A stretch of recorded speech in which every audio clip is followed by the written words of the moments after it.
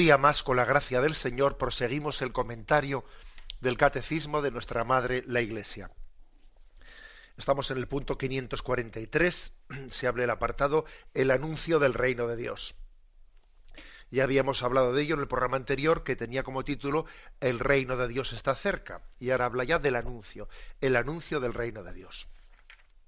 Son 4 puntos, si Dios quiere, hoy explicaremos los 2 primeros y dejamos para mañana los 2 siguientes. El 543 dice: todos los hombres están llamados a entrar en el reino, anunciado en primer lugar a los hijos de Israel. Este reino mesiánico está destinado a recoger a los hombres de todas las naciones. Para entrar en él es necesario acoger la palabra. Aquí viene una cita de la Lumen Gentium, Constitución del Vaticano II, capítulo 5, que dice: la palabra de Dios se compara a una semilla sembrada en el campo. Los que escuchan con fe y se unen al rebaño de Cristo han acogido el reino. Después la semilla por sí misma germina y crece hasta el tiempo de la siega. Comienza pues la afirmación de este punto 543. Todos los hombres están llamados a entrar en el reino. Y además la palabra reino se pone con mayúscula. Reino, reino de los cielos, el reino de Dios también se le llama, sin más el reino. Al ponerlo en mayúscula, obviamente pues se está matizando mucho. Es una referencia a lo que dice Jesús: mi reino no es de este mundo. Estamos hablando pues que no es algo equiparable a los reinos de este mundo, que los pondríamos con minúscula. Todos los hombres están llamados a entrar en el reino. Ya en el programa de ayer hablábamos de qué significa la palabra reino. Hablábamos en el programa de ayer de la relación que existe entre el reino, la Iglesia y Jesucristo. Y decíamos que para comprender la palabra reino hay que relacionarla adecuadamente con la Iglesia, pero sobre todo con Jesucristo. Hubo un famoso autor, lo así, de las corrientes modernistas que fueron condenadas por la Iglesia, que dijo la siguiente frase: Jesús anunció el reino y luego ha venido la Iglesia. Como si en realidad Jesús no hubiese tenido intención de dar a luz a la Iglesia, de fundar la Iglesia. Bien, de eso hablamos ayer, creo que subrayamos suficientemente cómo Jesucristo tuvo intención, ¿no?, de dar origen a la Iglesia, de fundar la Iglesia. El Papa, en su libro Jesús de Nazaret, cuando habla del tema de la predicación del reino, dice una frase que me parece a mí importantísima, criticando o respondiendo a este autor, lo así, que fue el que dijo la expresión: Jesús anunció el reino y luego ha venido la Iglesia. Dice el Papa: la pregunta sobre la Iglesia no es la cuestión primaria. La pregunta fundamental se refiere en realidad a la relación entre el reino de Dios y Cristo. De ello depende después cómo vamos a entender la Iglesia. Es decir, la auténtica pregunta es sobre Jesucristo. Después, entender que la Iglesia no es sino resultante de la llamada de Cristo a convocar a sus discípulos y a enviarles a evangelizar, no es tan difícil. Pero la clave está, aunque muchas veces, fijaros bien, es típico hoy en día que enseguida se ponga a la Iglesia como el supuesto obstáculo para creer. Es que la Iglesia, no, mire usted, no ponga usted el obstáculo que en realidad más que un obstáculo es una excusa que usted está buscando. La gran pregunta no es por la Iglesia, la gran pregunta es por Jesucristo. Vamos a ver, Jesucristo es el enviado de Dios, Jesucristo es el Hijo de Dios. Jesucristo es el Dios hecho hombre. Jesucristo es el que ha asumido nuestra condición humana para redimirnos. Bueno, pues mire, esa es la pregunta clave.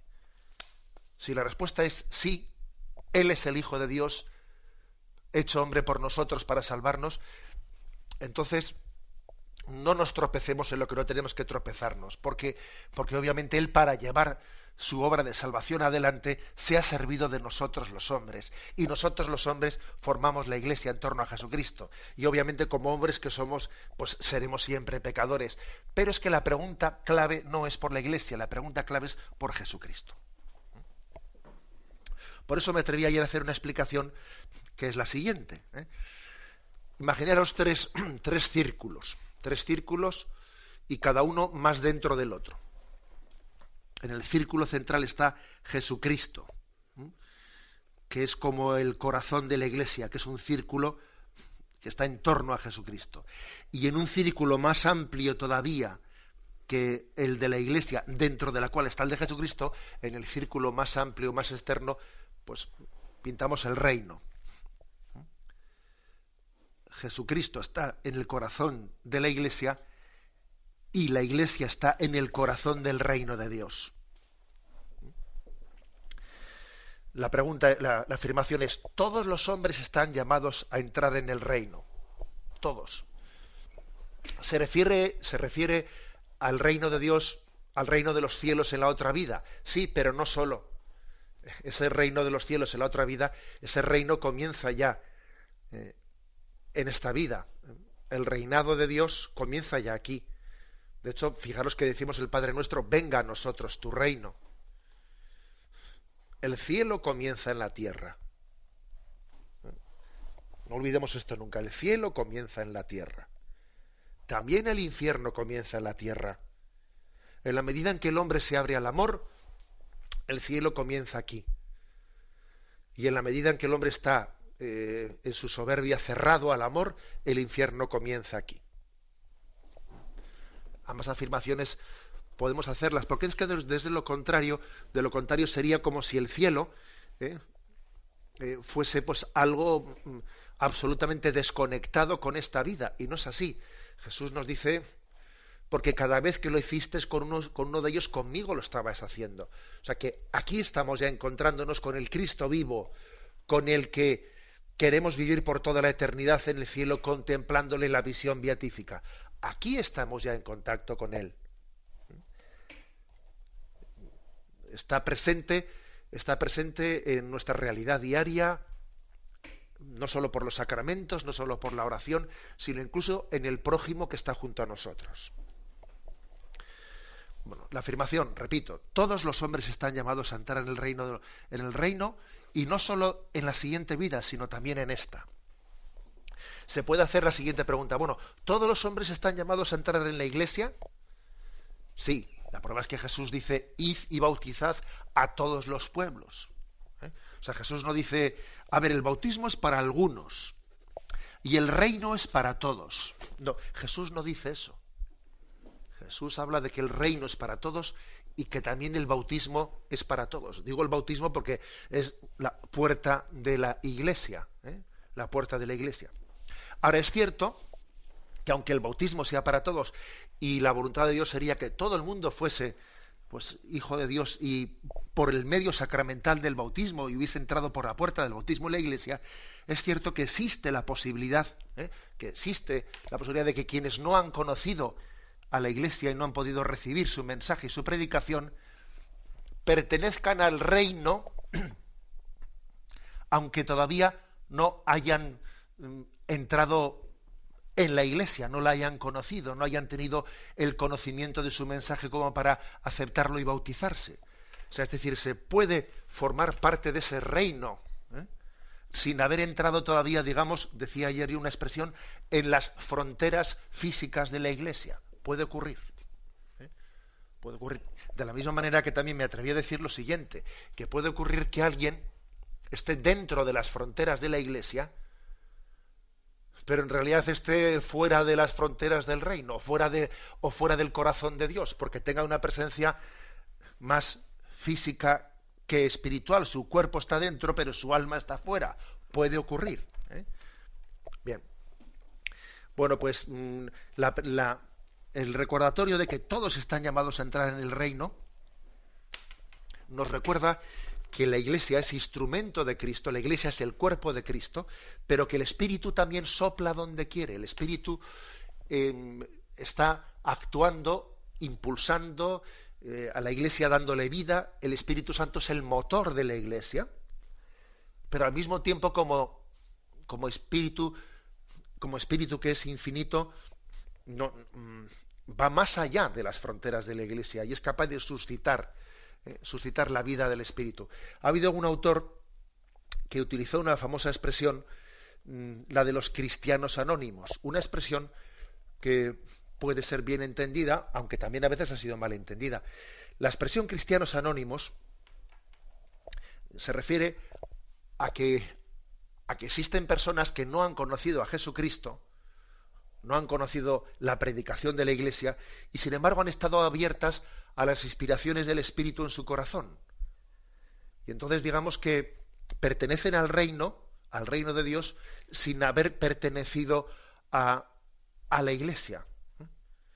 Y se dice cristianos anónimos en el sentido de que si hubiesen conocido que esa verdad que ellos buscan en su corazón es Jesucristo, se hubiesen adherido a ella. Están adheridos a la verdad y a la bondad, pero sin haber descubierto todavía que la verdad y la bondad tienen un rostro personal, que es Jesucristo. Les falta conocer, ¿no?, ese rostro personal de Jesucristo. Y entonces se les llaman cristianos anónimos, porque no le han puesto el nombre a Jesucristo, no le han puesto el rostro, aunque están abiertos a conocer la verdad. ¿Por qué digo que es una expresión que a veces ha sido mal interpretada? Pues porque, bueno, a veces se ha interpretado esto de cristianos anónimos diciendo, bueno, pues si uno es cristiano anónimo, ya no hace falta que se bautice, ya no hace falta ir a predicarle el Evangelio. O sea, la misión de la Iglesia no es necesaria para él. No, eso sería un error. A veces se ha interpretado la teoría de los cristianos anónimos para desinflar, para minimizar la llamada de Cristo a ir evangelizar explícitamente el Evangelio, y proponer también explícitamente pues el bautismo y la conversión. Bueno, o sea, el hecho de que alguien haya conocido anónimamente a Jesucristo no quita, no resta para que esté llamado a conocerlo explícitamente. ¿Por qué? Pues porque los hombres no estamos llamados a la salvación desde la ignorancia. O sea, que alguien se salve sin saber que es Cristo el que le está salvando es una pobreza muy grande. Estamos llamados a salvarnos siendo conscientes de quién es nuestro Salvador y abriéndonos a su gracia más consciente y plenamente. Bueno, esto por lo que respecta a la relación entre el reino de Dios, la Iglesia y Jesucristo. Como os decía, Benedicto XVI dice en su libro Jesús de Nazaret, la gran pregunta no es la pregunta por la Iglesia, la gran pregunta es la pregunta por Jesucristo y por su voluntad salvífica como enviado de Dios Padre para la salvación del mundo. La bendición de Dios Todopoderoso, Padre, Hijo y Espíritu Santo, descienda sobre vosotros. Alabado sea Jesucristo.